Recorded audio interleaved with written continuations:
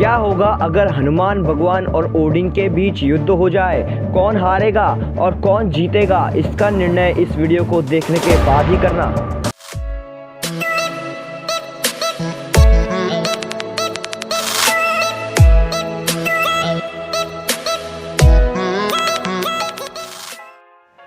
Odin जो Norse mythology का सबसे बड़ा गॉड है, उससे ऊपर भी कोई है जिसे आपने वन एबव ऑल के नाम से सुना होगा।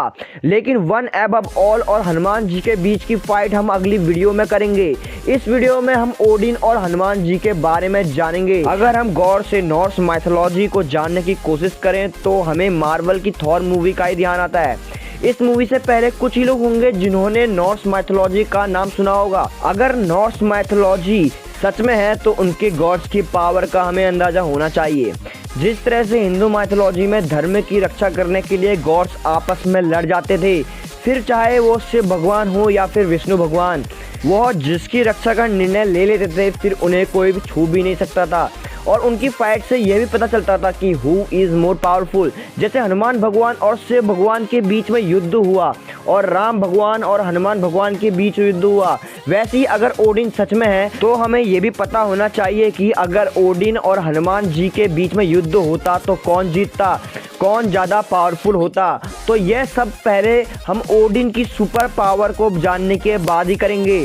ओडिन को ऑल फादर कहा जाता है, जो कि 90 टन से ज़्यादा का वेट आराम से उठा सकता है। ओडिन एक यूनिवर्स को आराम से कहीं पर भी टेलीपोर्ट कर सकता है और वो 40 दिन 40 रात बिना खाए बिना थके लड़ सकता है। Super human strength, super force field creation, telepathy, invisibility, matter manipulation, super human stamina.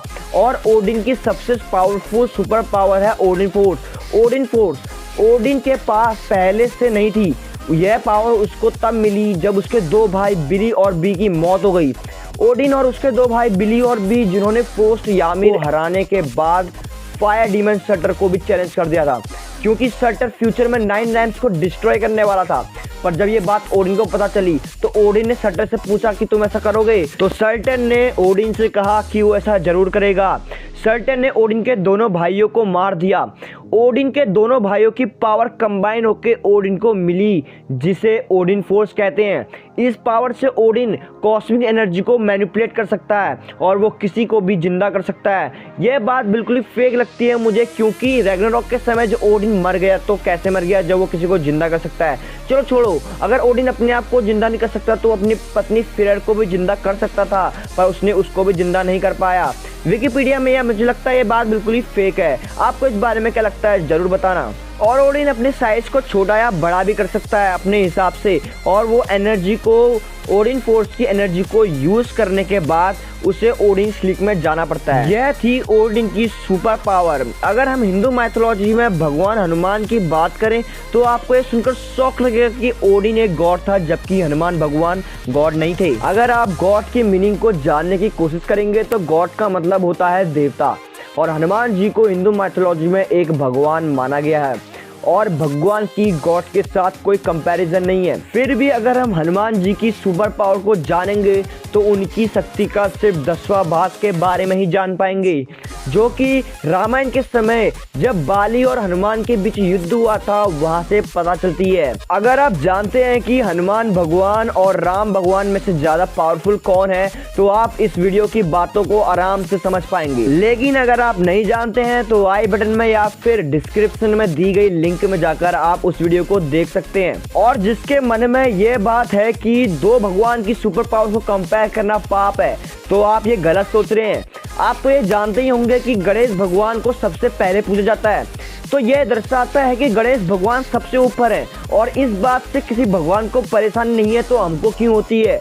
मुझे एक दोस्त का कमेंट आया था कि हनुमान भगवान और राम भगवान में कंपेयर करना पाप है, तो मैं अपने दोस्त को यह समझाना चाहता हूं कि भाई ऐसा कोई पाप नहीं है। जब हनुमान भगवान और राम भगवान के बीच युद्ध हुआ था तो हनुमान भगवान ने राम भगवान का जाप करके ही अपनी रक्षा की थी। इस बात से ये साबित होता है कि राम भगवान का नाम राम भगवान से भी ऊपर है। आई होप कि आप सब लोग समझ गए होंगे। तो चलो फिर हम हनुमान भगवान की पावर को जानने की कोशिश करते हैं। तो यह बात तो हमें पता होनी चाहिए कि हनुमान भगवान किसके अंश हैं और उनके बारे में हम अगली वीडियो में जरूर जानेंगे।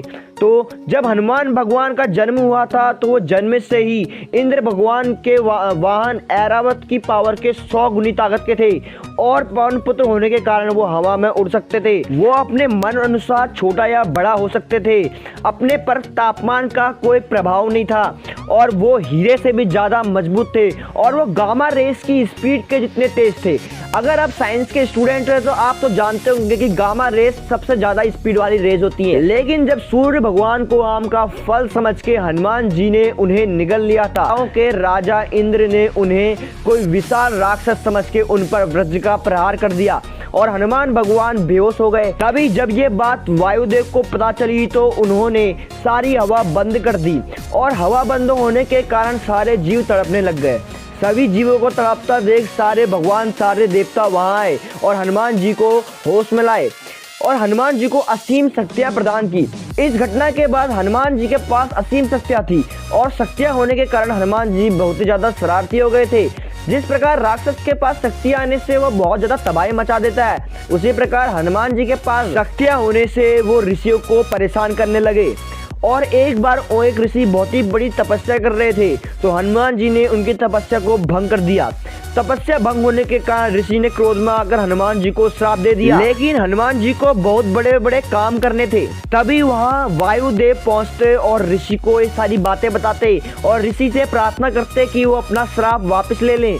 ऋषि श्राप वापस लेने से मना कर देते हैं, लेकिन वो हनुमान जी को आशीर्वाद देते हैं कि वो बहुत ही शांत रहेंगे और वो बहुत बड़े भक्त बनेंगे और याद दिलाने पर उनकी शक्तियां वापस लौट आएंगी। इस घटना के बाद हमें हनुमान जी की शक्ति का 10वां भाग ही देखने को मिलता है जब हनुमान जी और बाली के बीच युद्ध हुआ था।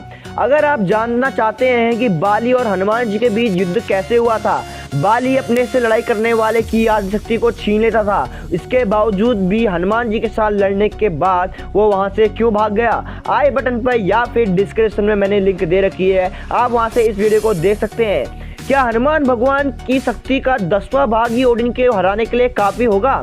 आप कमेंट्स में लिख के जरूर बताना। मैं इस वीडियो में हनुमान जी और ओडिन के बीच की फाइट का रिजल्ट नहीं बताऊंगा क्योंकि इस बात को आप ही लोग डिसाइड करोगे कौन जीतने वाला है। आपके कमेंट्स में अंदाजा लगा के अगली वीडियो बनाऊंगा कि यार कौन जीतने वाला है, क्योंकि एक मेरे डिसाइड करने से ये फाइट नहीं कहलाएगी। अगर आप सभी लोग डिसाइड करेंगे तभी वो फाइट होगी। आपकी कमेंट के हिसाब से हम अगली वीडियो में बताएंगे कि कौन जीतने वाला है। तो इसलिए भाई लोगों को चैनल को सब्सक्राइब कर दो और नोटिफिकेशन ऑन कर दो और कमेंट्स में लिख के जरूर बताना। और वीडियो पसंद आए तो प्लीज यार लाइक कर देना, क्योंकि कोई भी तो ऐसा बोलता नहीं है वीडियो को डिसलाइक कर देना। क्योंकि एक मेरा भाई था जो बोल रहा था कि तुम भगवान के नाम पर लाइक मांग रहे हो, तो भाई मैं भगवान के नाम पर डिसलाइक भी नहीं मांग सकता, तो लाइक ही मांग रहा हूँ। दुनिया में 80% लोग हनुमान जी के भक्त हैं, तो भाई हनुमान जी के लिए 1 लाइक तो बनता है। तो मिलते हैं अगली वीडियो में और कमेंट्स में लिख के जरूर बताना।